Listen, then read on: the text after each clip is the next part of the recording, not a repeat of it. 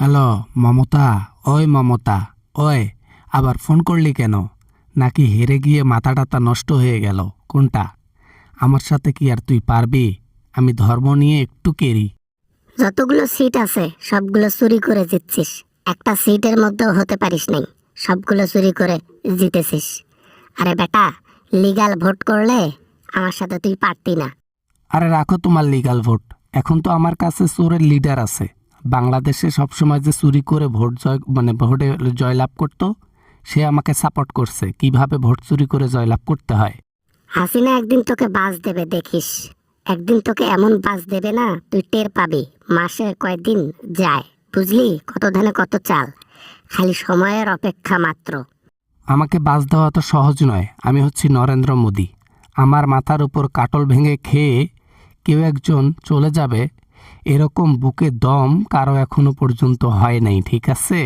এখন তো পশ্চিমবঙ্গেও হয়ে গেলি তুই। এখন কি মানুষকে ব্যবহার করবি কিভাবে? ধর্মকে ব্যবহার করে মানুষকে এরকম হিপনোটাইজ করবি আর কতদিন? মানুষ একদিন টের পাবে, সেদিন বুঝবি। এটাই তো আসল খেলা। ধর্মকে ব্যবহার করে রাজনীতিক কিছু জিনিস জয়লাভ করার জন্য একদম সেরা। আর আমরা জানি কি করতে হবে। বিজেপি কি যেমন তেমন খেলোয়াড় নাকি? খেলোয়াড় কত দেখলাম, এ খেলোয়াড় একদিন পতন হয়ে যাবে। তখন কি করবি? এই যে মানুষরা তোর পিছনে আছে না, এই মানুষটাই তোকে পতন করাবে। একদিন দেখিস, চোরের 10 দিন আর গৃহস্থর একদিন।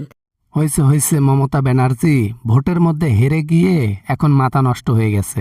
ভাবা যায় যে আসনে তুমি সেরা ছিলা, সে আসনে আমি কতগুলো ভোট টেনেছি আমি। চুরি করে চুরি করে, চুরি ছাড়া জিন্দেগিতে জয়লাভ করতে পারবি না। তুইও হাসিনার মতো সেকেন্ডের মধ্যে 300 সিটের মধ্যে 200 সিট কেমনে পাইলি বুঝতেই পারলাম না। 1 ঘন্টার মধ্যে সব চুরি। যেটাই হোক না কেন, চুরি করে হোক আর বাস্তবে হোক, জয়লাভ করছি না।